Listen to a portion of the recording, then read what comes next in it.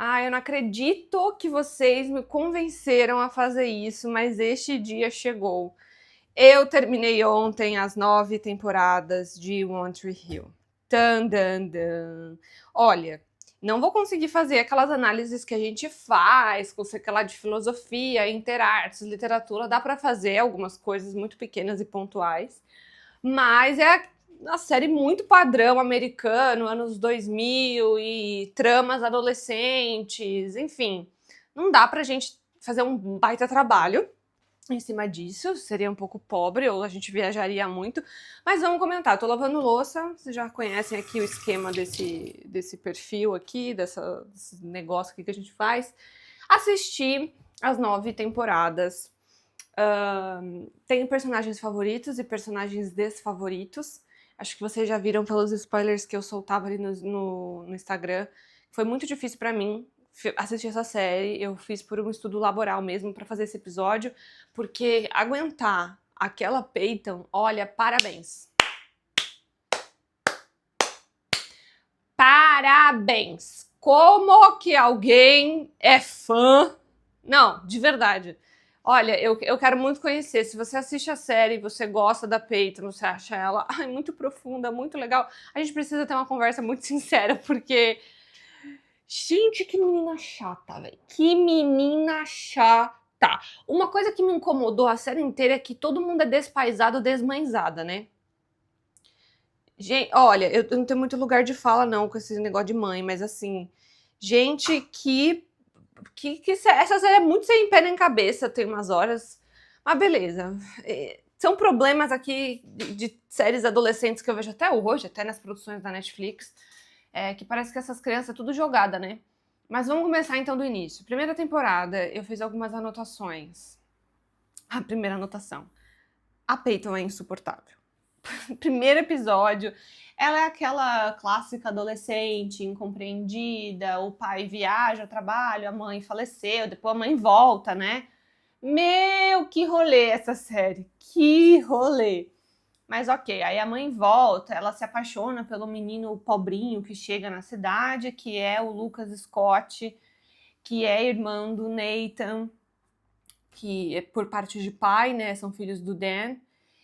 E o Lucas é filho da Karen. A Karen, pra mim, é uma das melhores personagens, apesar dela ficar meio sonsa depois.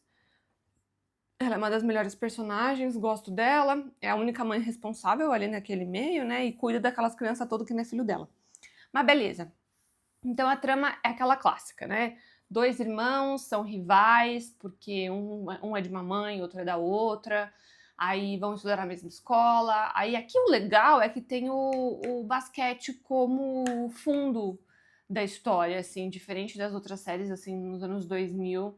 A gente tem aqui o esporte como um grande incentivador, dá pra fazer muitas análises com relação a isso. Achei extremamente interessante a forma como esses meninos realmente mudam a vida e tentam seguir uma vida melhor para poder usufruir desse esporte que eles tanto amam. Então é bacana.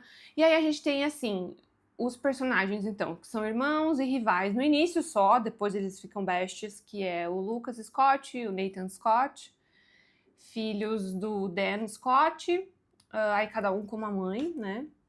A mãe do Nathan é muito, muito doidinha, hardcore. Ela até fica amiga da Karen. E a gente vê ali que, basicamente, o Chernobyl do Chernobyls é o Dan Scott. Ele... Gente, que cara péssimo! Vamos começar falando dele, vai.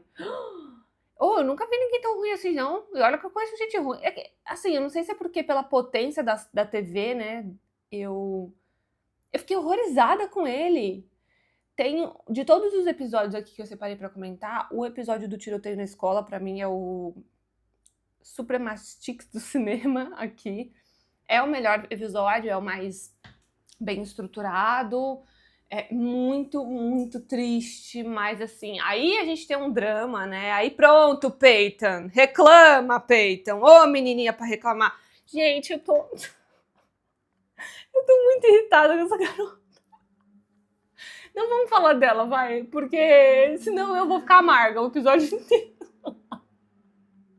Mas nesse episódio em específico da série, eu dei razão pra ela. Vai, reclama, chata, fala, chata, tudo bem. Depois a gente vai ter a inicial personagem favorita pra mim, que era a Brooke Davis. Eu gostei muito dela desde o início, acho ela livre, acho ela divertida, engraçada, uma típica adolescente, ok? E a Hailey, que faz um ótimo contraponto, que é a melhor amiga do Lucas, né? E ela vai dar explicações pro Nathan, para que o Nathan pare de implicar com o Lucas, e assim nasce um grande love-love. Mas o relacionamento da Hailey e do Nathan no início me dava uma preguiça, gente. Olha, tinha cena que eu queria pular. Quando essa menina resolve que ela vai virar cantora e vai sair com a banda. Gente, me perdoa, mas eu acho muito ruim. É que é uma trama clássica americana dos anos 2000, né? Até no Gilmore Girls a gente tem a Lane fazendo a mesma coisa, né? Ela sai com a banda. Sempre tem uma banda, em algum lugar vai ter uma banda e vai ter momentos que vai todo mundo cantar do nada. Sempre. E eu tenho muito problema com isso. Talvez eu não seja a melhor pessoa para falar desses pontos, assim, meio interartísticos dentro de séries, porque eu acho tudo meio mal construído, mas beleza. Esse é o meu olhar adulta, né? Eu acho que talvez se eu tivesse visto essa série na minha adolescência, eu ia ter pirado total, assim como eu pirei com Gossip Girl e agora eu já não consigo mais assistir, né? Eu acho aquilo péssimo. Ai, fala que me ama. Eu não pronuncio essas palavras. Eu não pronuncio eu te amo. Ah, então, adeus. Blair e Chuck. Na minha época, eles eram, assim, o auge. Hoje eu olho e falo, gente, duas sessãozinhas de terapia já ajudava esse pessoal, né? É maluquinho mesmo. Mas, enfim. O Lucas, ele traz uma proposta bem legal pra série, porque às vezes, muito raramente, ele fala sobre livros. Até no início do relacionamento dele com a Brooke, ela vai falar bastante sobre livro com ele, que ela não sabe nada, né? Então ela até finge que conhece livro e conhece músicas também. Ele e a Peyton são grandes fãs da música no geral, assim, apreciadores, bons ouvintes. A Peyton até depois, nas últimas temporadas, quando eles já saem da escola e tá todo mundo adulto, ela vira uma espécie de... Não é agente. É tipo uma agente, não é? Ela tem uma gravadora de discos, enfim, ela fica menos insuportável com o passar dos anos. Mas mesmo assim, adulta, eu não conseguia mais desver, gente, a cara de sofrimento que ela tem em todas as... em todas as temporadas, não, em todos os episódios. Mas bem, a gente tem algumas tramas secundárias que vão sendo mostradas. Pra mim, a mais chocante de todas foi a da Karen com o Dan, porque ele abandona ela pra ir jogar basquete, mas ele também acaba engravidando a outra esposa, que vira esposa dele e tal. Mas aí ele acaba... Eu não vou dar o maior spoiler da série, porque naquele episódio em específico do tiroteio na escola acontece o plot dos plots, dos plots, dos plots, dos plots. Não posso falar isso aqui. Mas a gente sabe, né? Quem assistiu a série sabe. Então a Karen e ele meio que quase voltam. E aquilo ali pra mim foi muito difícil de assistir. Gente, eu passava mal, eu transpirava, assim. O que tá acontecendo aqui? Não é possível. Não é possível. Eu fiquei completamente chocada com a forma como as coisas vão se desenrolando na série. Eu não sei se troca de direção ou não, mas depois desse episódio em específico, eu acho que tudo melhora. Mas é muito chato você ter que esperar o quê? 3, 4 temporadas para as coisas melhorarem? Né? Assim, é a proposta, né? É a proposta da série mesmo, é outra vibe. Mas eu fui, nossa, crente que eu ia amar, assim. Eu gostei. Me lembrou muito aquele DLC.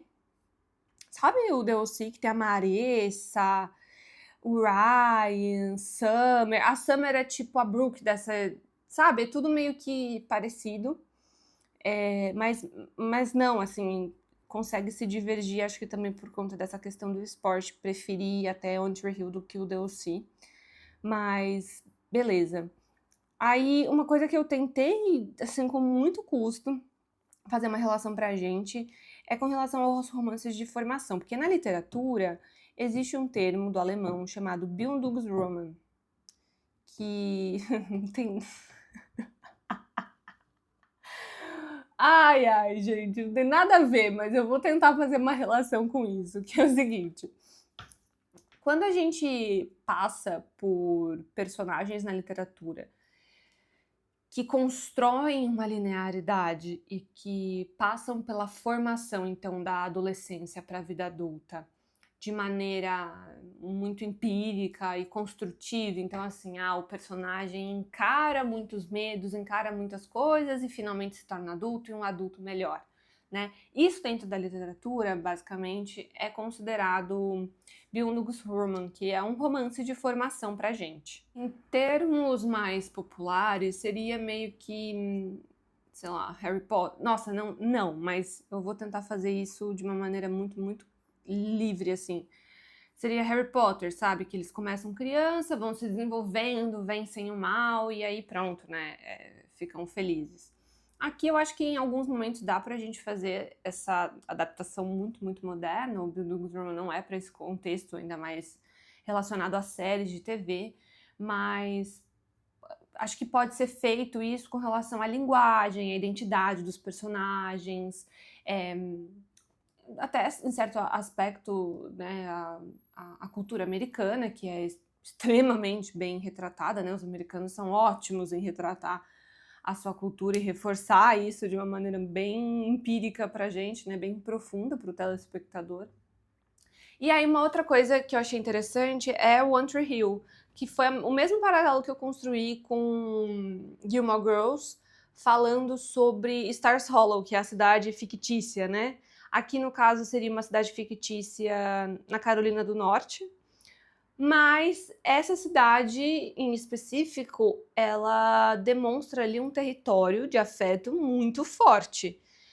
Bem assim, espaço vivido, porque ali todos os dramas das adolescências de todos os que já passaram por lá são sempre revividos pelos filhos, os primeiros amores, os traumas, as pequenas epifanias mesmo da vida, da juventude daqueles personagens, né? Então, essa cidade, assim, ela se transforma junto com os personagens. Vocês podem ver também ali um certo cuidado. Eu acredito que não dá pra gente ver isso de maneira muito profunda, mas às vezes há transições, assim, de cores, em episódios mais densos, a chuva, como um elemento ali bem proposital. Quando as personagens mudam, a gente tem as mudanças no cabelo, né? Quando a Peyton fica mais normalzinha também.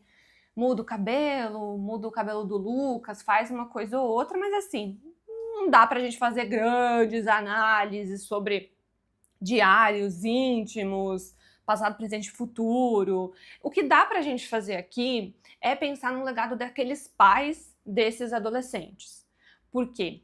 O legado deles recai sobre esses filhos. Os erros se repetem, os ciclos se repetem, até que esses adolescentes conseguem identificar eles em algum momento e romper, e daí renovar.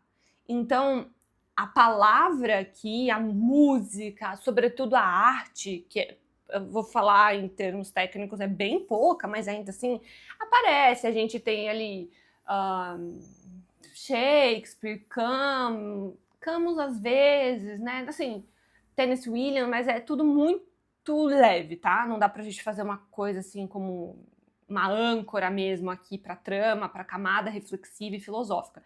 Mas aqueles sujeitos ali acabam elaborando mais sobre a própria experiência de vida por meio da palavra. O Lucas, sobretudo, tem esse papel, a Peyton também através da música, a Brooke através da moda. E eu acho que isso não é fútil, pelo contrário, o apreço que ela tem pela moda acaba se transformando também como uma função em identidade. Então, eu acho que ela consegue elaborar a própria experiência de vida pela expressão da moda, né? A moda dita muitas coisas para a sociedade e ultimamente nós temos passado, não só nos anos 2000, mas ultimamente nós temos passado por grandes críticas com relação à moda, né? Como se a moda fosse essa questão do fashion e fashion fast, né? A gente critica muito a forma como funcionam esses aplicativos de relacionamento não, de roupas, né, Shein e tudo mais, eu acho que pronto, temos que criticar mesmo, mas não é nesse sentido, né?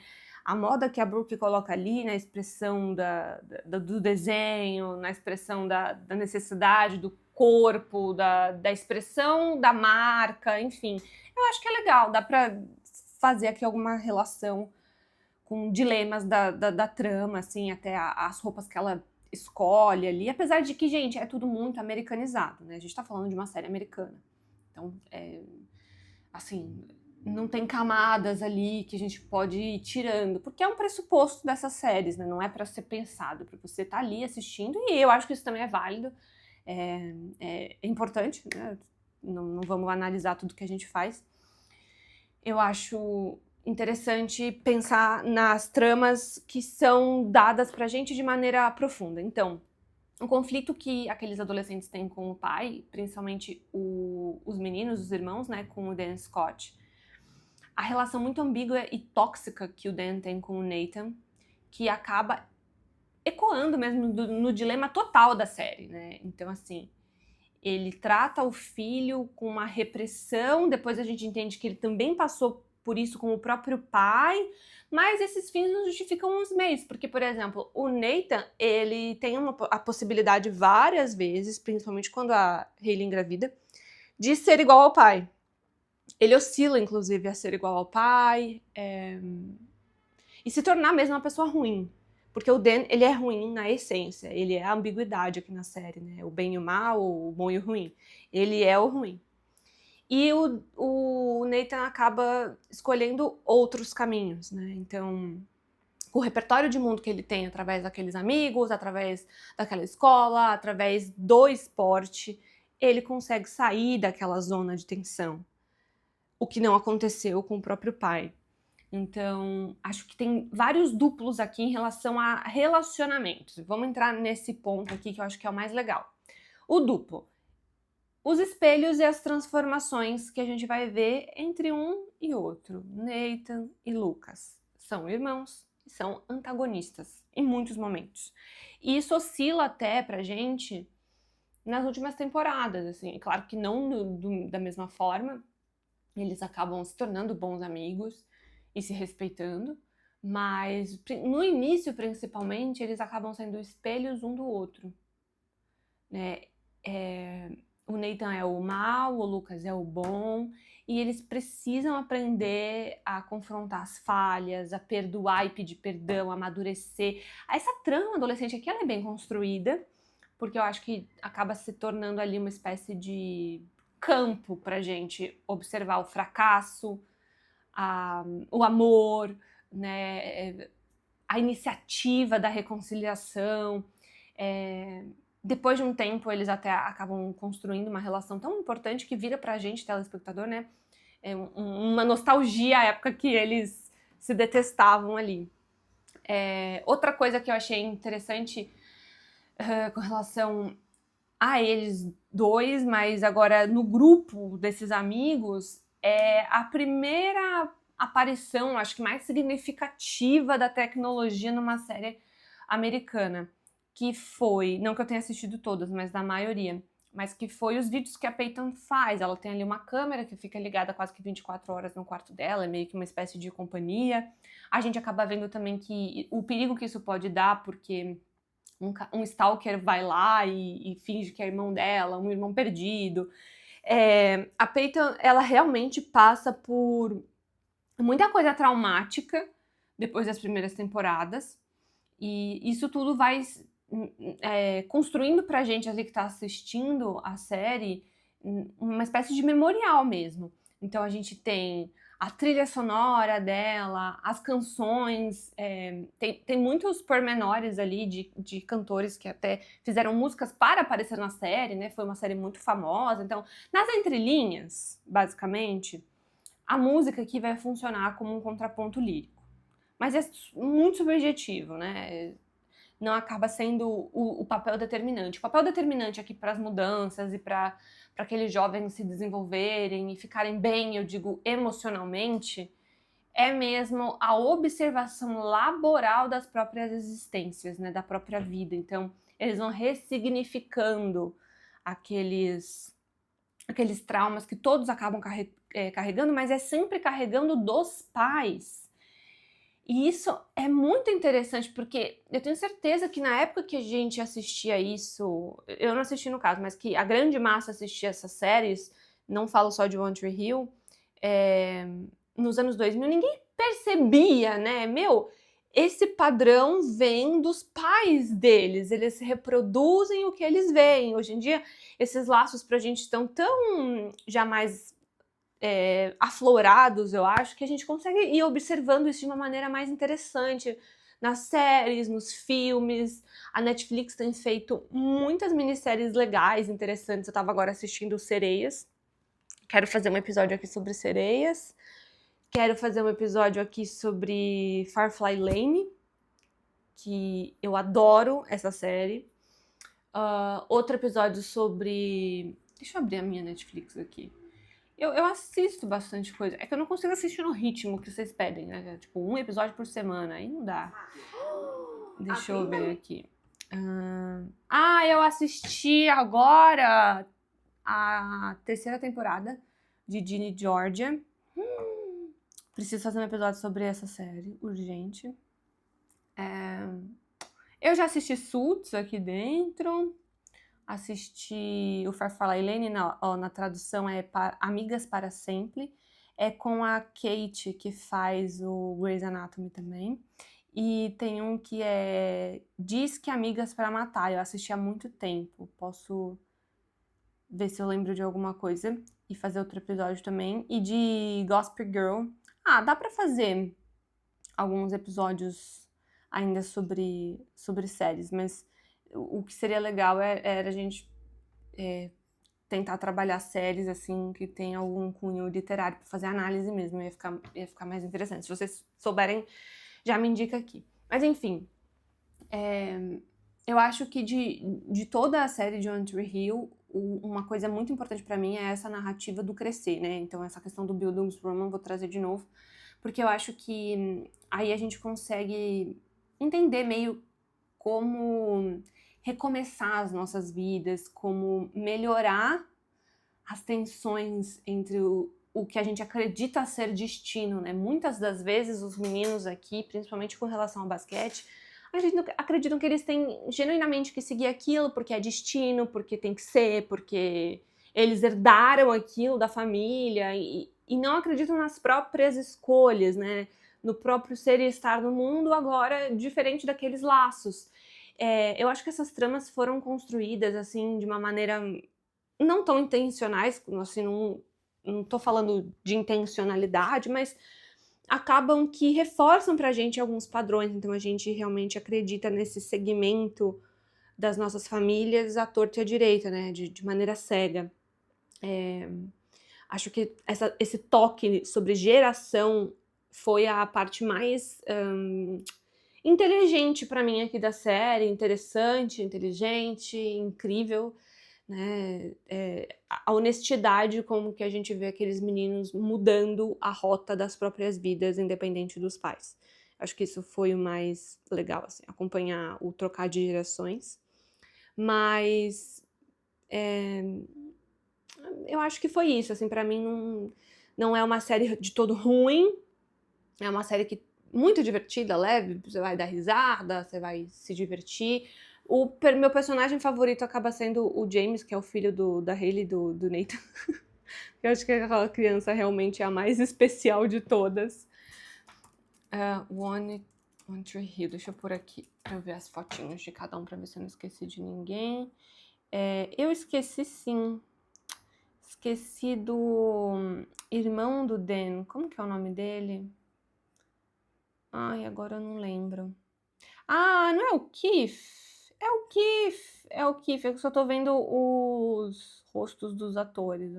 Só tá o nome deles na vida real. Mas é Keith o nome dele. Ah, nas últimas temporadas, veio uma galera meio que pra substituir ali a Peyton e o Lucas, porque teve vários bafafás, né? Várias questões no off. Essa série teve alguns problemas, até processos, né? Da atriz que faz a Peyton com o diretor, eu acho. E aí, enfim, eles acabam saindo como casal, aí meio que colocam outros, assim, familiares, enfim, que nunca apareceram também, mas aparecem, que é a Kim, o Chris não, é a Queen e não sei se é o Wendy, já não lembro, mas essa parte, assim, ficou meio chata pra mim. Eu fiquei assim, não tem a nostalgia, né? Eu queria ver os que começaram a série ali, todos terminando juntos.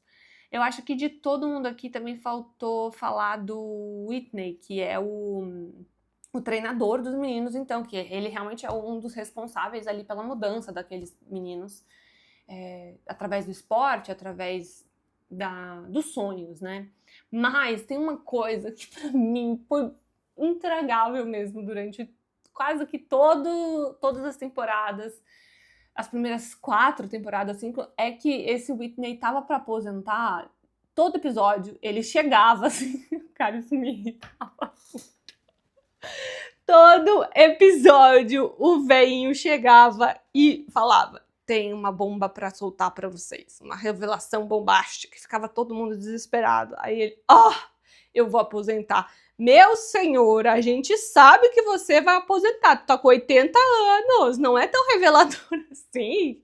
Mas eles faziam, sabe, essa coisa do drama adolescente nas séries, hoje em dia já não me pega mais. Tenho certeza que se eu visse isso antes, eu ia chorar, que ele era um dos melhores personagens, ele vai sair, oh meu Deus, mas aí depois ele sempre acaba ficando mais um pouco. Enfim, casos e casos aqui dentro da série, mas o Whitney, a Karen, a Hailey, a Brooke, o Nathan, o Lucas e a Peyton eu não consigo gostar, gente, desculpa, foge da minha capacidade cognitiva. Tem umas partes que o Lucas precisa ver se ele tem uma doença no coração e ele deixa a mãe dele louca, ele não quer ver porque não quero saber, e não sei o quê. É umas coisas muito, muito, muito sem pé nem cabeça. Acho que foi mal construído. Não gosto do Lucas e da Peyton, assim, em termos de personagem mesmo. Não é nem, assim, com relação à história. Eu acho que é a construção deles que não deixou a desejar. Poderia ter feito de N outras formas. Mas aí não seria One Tree Hill. Talvez seria qualquer outra série. Teria outro nome. Então, eles também são contrapontos aqui importantes. Outros personagens que eu acho, aqui olhando pro rostinho que eu lembro, é o Skills. Ele é muito legal, ele consegue seguir também, através do basquete, uma vida diferente, uma vida nova. Esse tom do esporte aqui, acho que também é uma das minhas características favoritas, turminha. Mas é isso. Essa foi basicamente o meu veredito, assim, 0 a 5, eu daria um 3,5 pra série. Aqui dá um 4, um 5 pra uma série, tem que ser uma coisa muito, muito, muito boa, né? Mas super valeu, me diverti, dei risada, teve momentos que eu fiquei tensa junto com eles.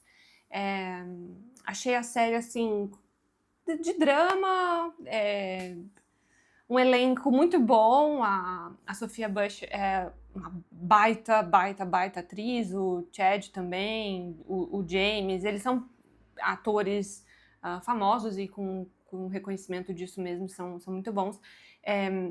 O Chad até saiu de Gilmore Girls para fazer essa série, né, pelo que eu entendi.